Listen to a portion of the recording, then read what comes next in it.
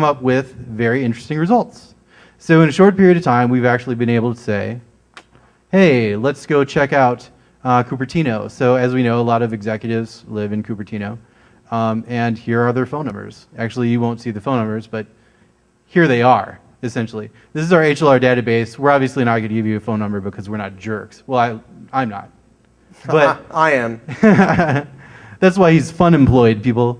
So the second entry is Apple Incorporated, right? 46 entries. These are all actual cell phones that belong to management. And we know they're cell phones, so we know they're not office numbers. We know they're not just, the satellite office to Apple. We know they're cell phone numbers, and they belong to the. And what can we infer from the fact that we know these are cell phone numbers and the caller ID says Apple Computer or Apple Incorporated? It means that the company bought them that number. So we know that now that this is a company-provided cell phone number. This is company property. This isn't a personal number. Now look at this last entry, Kristen A. from Apple.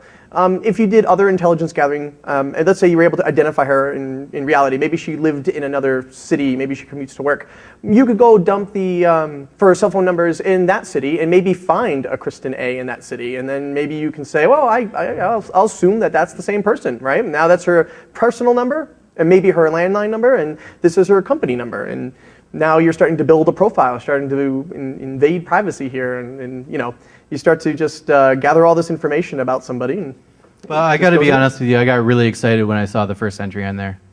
That's an old school. You know why? Old school. So Apple Computer, when they used to allocate phones for their executives back in the day, this is what they ended up with. So I thought I caught a big fish, right? I'm calling the phone number. I'm like, oh man, Steve Jobs, awesome. And the guy picks up the phone and I'm like, Steve? He's like, what? I'm like, oh man, awful. That sucks. I'm like, oh, well, my name's Don. I just, I thought this was Steve's phone number. And, I don't say Steve Jobs, but I'm like, hey, how's it going? So what are you up to? He's like, and he's just kind of like completely stunned, and I can hear kids in the background. It sounds like there's a grill going on or something. And he's like, this is Kevin. I'm like, oh, looking up, is there an executive named Kevin? Now you don't have to just do this against companies and stuff. For instance, I was on a trip to Disney World, and I was in Epcot Center, and there's a bunch of payphone booths in the England area, and they looked like the Doctor Who booth. And there's real payphones inside of them, and they had numbers on them. And I did a caller ID lookup on that one, and it actually said like Disney code or whatever like that. It was just random. I'm sitting there, and I was like, wow, imagine if you were going through and you just start war dialing whatever, and imagine if you found these phone booths and you just started calling them. And what's funny about these phone booths, and I know I'm getting on a little tangent, but it's a good story. So people love to take photos in these phone booths, right? I mean, they're the Doctor Who phone booth in England. And you got people from Georgia going to Disney World who have never seen an English phone booth and are like, hey, this is neat. I want my picture taken in it. I watch Doctor Who. And so I sit off in the corner with my girlfriend, who's upset at me right now because she knows what I'm doing. And people they'll all get, their phone booths are right in a row, they'll all get in the phone booths and they'll be hanging out. And I'll use stupid asterisk tricks to make them all ring at the same time. And they'll be like, they'll be standing there, they'll be like, hello? And I'm, it's like, hey, how's it going? You enjoying your Disney vacation? This is Matthew from customer service. How's it going? And they're like, good, I guess. I'm like, if you yell out cock-a-doodle-doo at the top of your lungs, I'll give you $1,000 right now. And, I'm 2 feet away. And somebody starts yelling at the top of their lungs. And I'm like, you know what? I changed my mind. Hang up.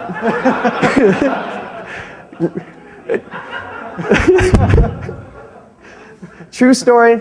My girlfriend hates me for it because she at this point, when I first started introducing myself as like Matt from customer service, she literally did one of these, like, she goes over to Paris waiting for me to finish up my shenanigans. Anyway, stupid. So as you can see, very easy to find Nemo. Or we can prank call people at Disney World. Yeah, I'm fun employed for a reason, guys. So this is very, very concise, right? We've got clear locations now. We know exactly where the city is that you are in, or at least the greater area, right? And we know who you are. So this results in a lot of opportunities for just profile building, right? Now I can start mapping everywhere you go, various times throughout the day. I know when you're at work. I know when you're at home because they're completely different MSCs. Dude, you are creepy. You're creeping me out. I don't like it. Aw, come on. Don't pick on the short guy. Fine. But you guys get what this is all about, right? This is simple stuff to understand. What it comes down to is I have information that I shouldn't have. And I'm wasting your time without you even knowing it, right? Because the fact is, this is simple, right? The coolest part about this, I don't need SS7. I don't have to waste any time doing like crazy, insane hacker tricks, right? I love Carsten Knoll. He's brilliant. But the fact is, all this stuff requires very little intelligence. If I can figure it out, then so can you guys, right? That's what it comes down to. That's what it comes down to, really. So this is really interesting stuff. It's fun stuff, but it's easy. And that's the problem, because we have this huge hole where now any of us can go out there and start amassing all this data, amassing all this information, gather privacy data on all of us, Oh man, 50 of my friends are at Black Hat. I proved it online. And they're all standing right next to you like, oh, okay, that's cool. You just wasted a bunch of money, but whatever. But, this is what it's about. You got to just make sure the information that's out there is information that's actually contained in a relevant way. It's not GSM baseband fuzzing. It's not ridiculously owning the crypto like the talk that was right before us by Carsten. But it's still pretty neat stuff, and I hope you guys are enjoying it. It's fun, and that's what it's all about, right? Thank you. That means a lot coming from you. Excellent. It really does. Mostly just because of your hairstyle. That's cool. I can't pull that off. So here's where it gets interesting, right? Because before we just had this opaque random place, right? Where I know that, okay, you're in the middle of Denver somewhere. Yeah, that's great. I don't know where the hell you are. But now we can actually define bounding boxes, which allows me some granularity for the location data, right? So now I know if you're traveling from one MSC that's adjacent to another, okay, this is cool because I can say, all right, I now can kind of plot what the MSC looks like. I can plot what the adjacent MSC looks like, and the MSCs around them. And if you're traveling, and I know you're traveling, I can actually predict where you're going to be. Now we have a little bit of location granularity. I can say, all right, in Denver we've got Interstate I-70, okay? I-70 travels east and west, almost straight through the middle of Denver. What's great about that is it's obviously traveling through multiple MSCs. So if I want to, during the day when people are traveling to and from work, they're using I-25 or I-70, I can watch them traveling down I-75 or I-70 and say, oh, they're in Aurora. Oh, they're in Denver. Oh, they're in Golden. Hey, watch that. That's really cool. I can actually see somebody traveling home to their house, And that's really cool stuff because when you start plotting this out and you put it on a map, you're using KML from Google, you're integrating it into these maps online, and you're saying, now I know Nick is driving. I know he's driving on this particular road because he's going at this speed, this is how he's traversing MSCs, and I can guarantee that I can predict exactly where he's going to be in the next 30 minutes. And that's a hell of a lot scarier than one big opaque blob in the center of the map where I don't know anything about what you are, where you are, or anything of that nature. And the further away we get from the data we collect, obviously the lower the confidence of the information. I mean, we might not be totally accurate. We might not be always 100% accurate on these inferences, but we can get really close. And again, as civilians, if we can get really close and this level of data, this importance of data that's personal to you, that's good enough. It's one of those things where even if you're only 70% accurate, it's still pretty dangerous. You still shouldn't be able to do something like this. And this is a really good example of how we're bringing together all of these different things that we've been talking about to kind of culminate into this next slide, which I already went to. So here's actually where it gets funny. Okay, this is hilarious actually to me. Okay, so CNAME. It's got names of individuals in there, right? So white pages is really, really nice, okay? They are The awesome. normal white pages, right? Your regular landline white pages. What's great about this is these guys actually decided to put this all online for you for free. So how nice is that for us? Because not only do I know what house a particular individual now lives in, but they were kind enough to go out and take the trouble of plotting geolocation for every house that they actually have an address for. So instead of me plotting out on my map, oh, here's 415 Brook Street or whatever, and then on my Google map, now I actually have geolocation, so I can build KML files based on this data. So what's really cool, look at that. Information leakage.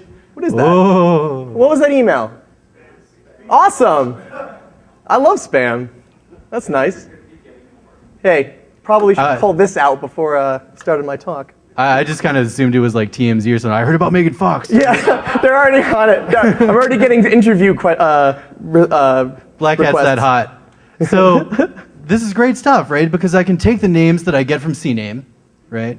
Extract them, first name, last name. I plug it into white pages. Hey, for Denver, in Colorado, with this last name, first name, what results do I get?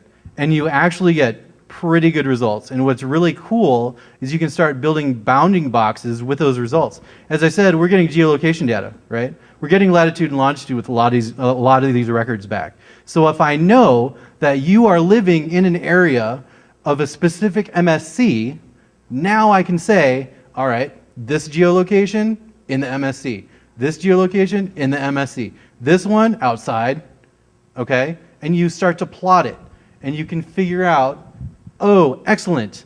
Now I have an actual map of what this MSC looks like. I can see where it climbs north to, south to, whatever.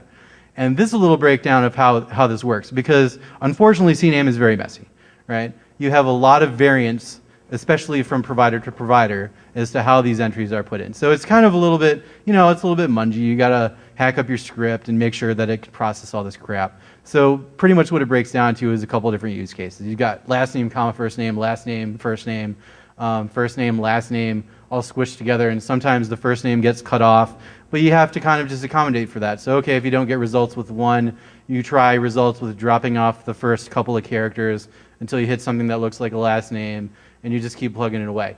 But the result, that's your result, okay? This is an actual bounding box of the actual MSC that we've been talking about, 8054, in Denver. So it's not perfect. It won't be perfect. No. It's impossible to make it perfect. But specifically, what we've been able to do here is we just need that reference point. We need to know where you are, when you are, so when we pull the HLR, we know that it's going to be accurate. So if I have a Denver number, again, just to reiterate, if we have a Denver number, we want to look it up. We want to make sure they're in Denver. We want to make sure they're at home. We want to make sure they are where we pulled via white pages the latitude and longitude of that address. So at 2:30 a.m., they should be at home sleeping. We know exactly where you are, so we can specifically map that at that time. That data is accurate. We know where it was, and eventually you build this bounding box, which is the coverage area of that particular MSC. And what's excellent is you can actually start to see the information that you couldn't infer before. Right? Like I had no idea that this MSC extended all the way to the airport, but it does, right? That's interesting.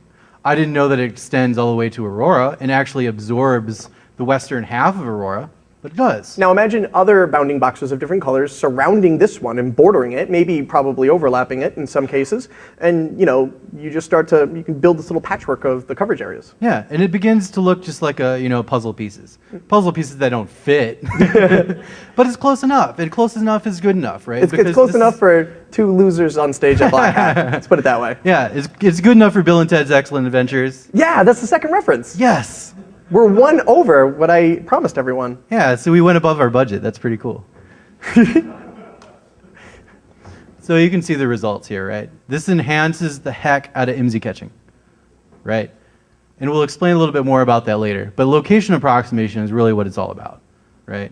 Figuring out the bounding box, figuring out where you're traversing from one bounding box to another. That's gold. That's absolute gold. If you're driving home, now I know where exactly you are. So the other cool thing is cell towers, right?